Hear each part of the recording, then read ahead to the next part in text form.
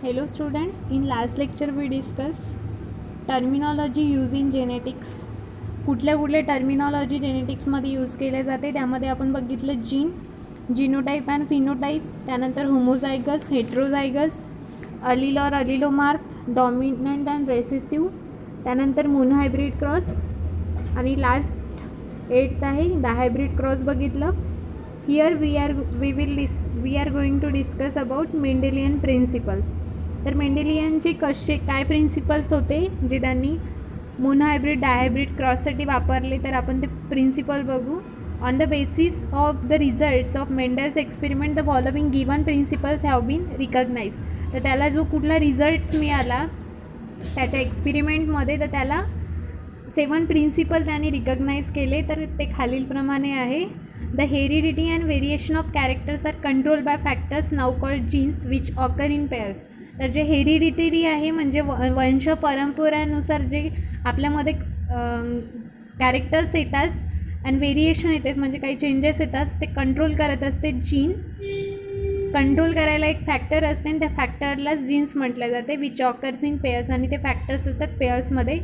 Contrasting traits are specified by different forms of each gene different alleles. जे contrasting trades आहेत, जर कोणाचे eyes गिजरे असतात, कोणाचे ब्लॅक असते, तर ते कॉन्ट्रास्टिंग जे ट्रेड्स आहे स्पेसिफाईड असते different forms of each gene. When two dissimilar alleles are present in the same individual, that is in a hybrid or heterozygote, one trait displays dominance over the other. तर जेव्हा dissimilar alleles हे एका इंडिव्हिज्युअलमध्ये present राहते त्यालाच hybrid किंवा हेट्रोझायगट म्हटलं जाते. तर वन ट्रेड डिस्प्लेज डॉमिनन्स, तर एक ट्रेड त्याच्यामधलं डॉमिनन्सही दाखवते आणि एक रेसिसिव्ह दाखवते. The phenotype associated with one allele is express at the expense of the other. This forms the Mendel's principle of dominance. आणि त्याचाच जे डॉमिनन्सीचं त्यांनी एक्सप्लेन केलं आहे त्याला प्रिन्सिपल ऑफ डॉमिनन्स म्हटलं जाते. 4th आहे genes do not blend but remain discrete as they are transmitted. तर जीन्स हे ब्लेंड होत नाही तर पण डिस्क्रीट होतेच ते पार्टिक्युलेटमध्ये. During meiosis pairs of allele segregate equally. जेव्हा मिओसिस होते जे पेअर ऑफ अलील्स आहे सिग्रिगेट होत असते इक्वली, म्हणजे सेपरेशन होत असते त्याचं. So that equivalent number of gametes carrying each allele are form. तर इक्विव्हॅलंट नंबर्स ऑफ गमेट्स घेत असतात इच अलील्समधनं. This is called as principle of segregations or Mendel first law. तर हे सिग्रिगेशनचं प्रिन्सिपल आहे फर्स्ट, त्याला सेपरेशन म्हटलं जाते, आणि हा फर्स्ट लॉ आहे मेंडलचा.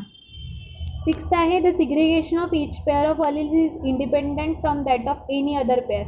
तर जे सिग्रिगेशन होत आहे तर ते जे पेअरमधलं आहे तर इंडिपेंडंट असते from that of any other pair. This is called as principle of independent assortment or Mendel's second law. तर मेंडल्स सेकंड लॉ म्हणजेच इंडिपेंडंट असॉर्टमेंट आहे, आणि इंडिपेंडंट असॉर्टमेंट म्हणजेच जे सिग्रिगेशन होत असते ते इंडिपेंडंट होत असते, म्हणजेच कशावरही डिपेंड राहत नाही from any other pair. Actually Mendel himself did not postulated any genetical principle or laws. He simply gave conclusion, theoretical and statistical explanation for his hybridization experiments in his research paper. तर मेंडेलनी पॉस्ट्युलेट केलेले नाही आहे any genetical principle or laws. He simply gave conclusive, theoretical and statistical explanation. तर त्याने कन्क्लुझिव्ह किंवा theoretical आणि statistical explanation दिलं आहे. त्याने जसं experiment in his research paper experiment काय केलं आहे परफॉर्म केला आहे त्यावरून त्यांनी कन्क्ल्युजन दिलं आहे त्याचं. However, it was Currens, the discoverer of Mendel's work, who taught that Mendel's discovery could be represented by these fundamental laws of heredity. The discovery of Mendel's work जे आहे तर Mendel's discovery could be represented by these fundamental laws of heredity. तर त्याला fundamental lodge of heredity सुद्धा म्हटलं जाते.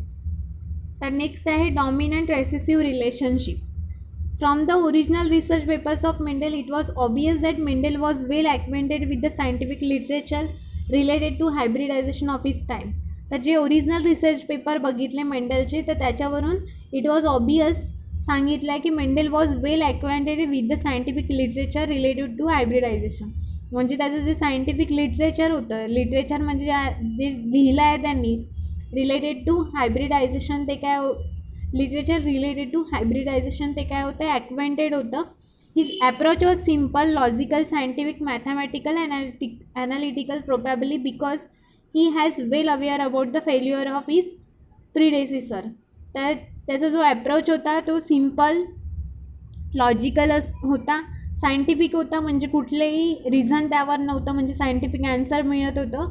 मॅथमॅटिकलसुद्धा correct होता, analytical, probably पण बरोबर होता, आणि he was well aware about the failure of his procedure. तर त्याला माहिती होती की ही वॉज वेल अवेअर, तर जी प्रोसिजर आहे फेल्युअर न झाली पाहिजे याच्यासाठी तो अवेअरनेसचं काम करायचं.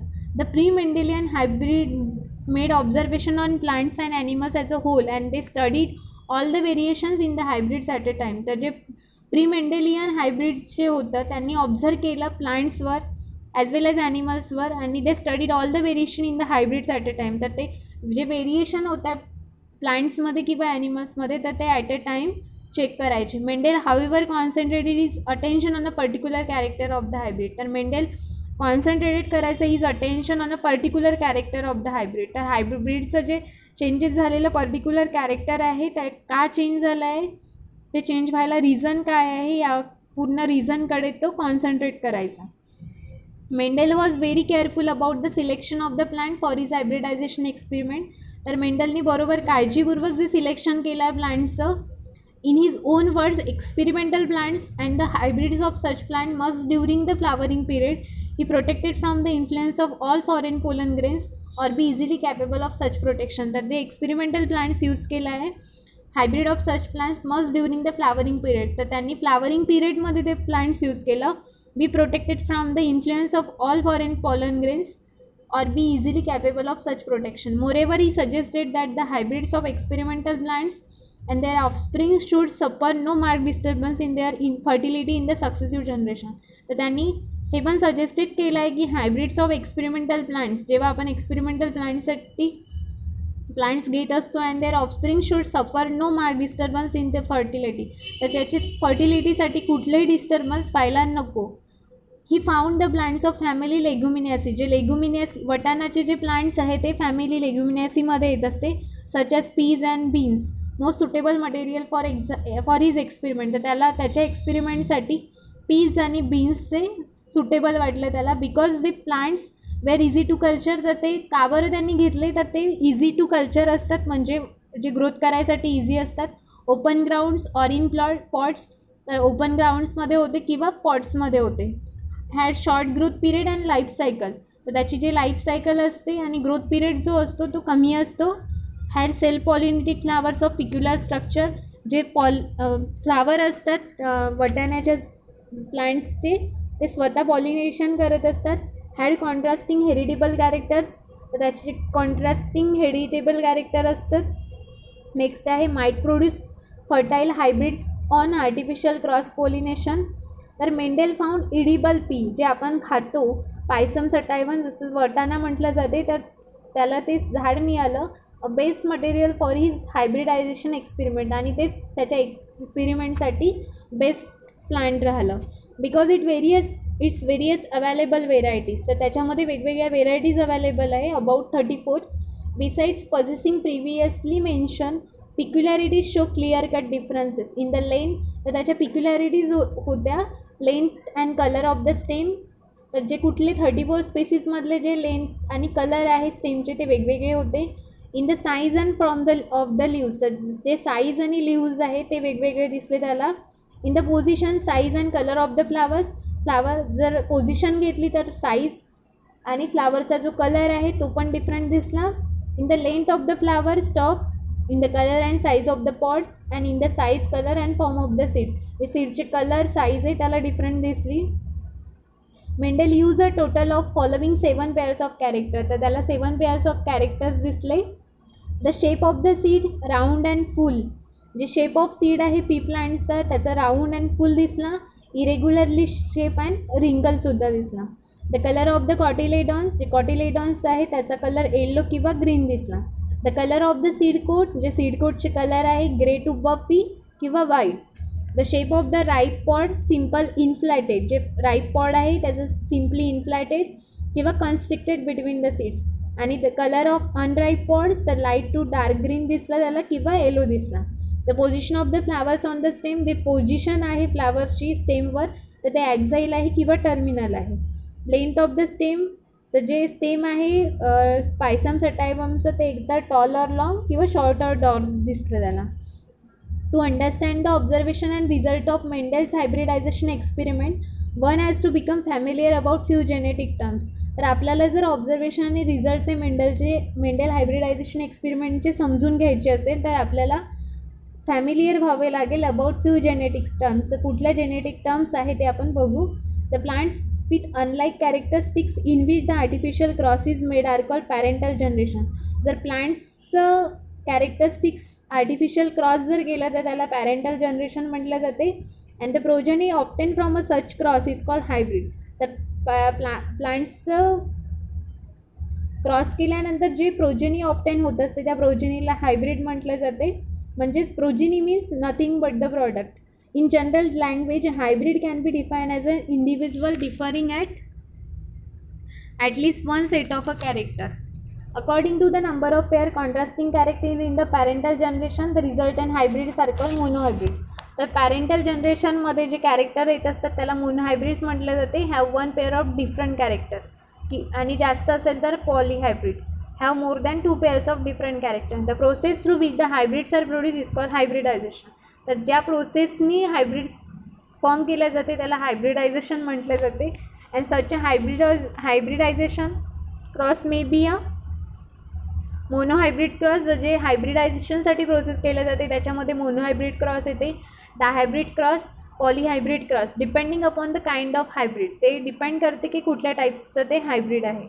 It produces the resultant hybrids of P generation from the first filial generation. तर त्याला F1 जनरेशन म्हटलं जाते. When F1 progeny is allowed to self fertilize. तर F1 जनरेशनमध्ये जे प्रोजेनी फॉर्म झाली, प्रॉडक्ट फॉर्म झाला ते सेल्फ फर्टिलाइज करत असतात. म्हणजे स्वतःशीच फर्टिलाइज करत असतात किंवा क्रॉस फर्टिलाइज करत असतात अमंग देमसेल्फ. ते produce the second filial generation म्हणजेच F2 जनरेशन म्हटलं जाते त्याला.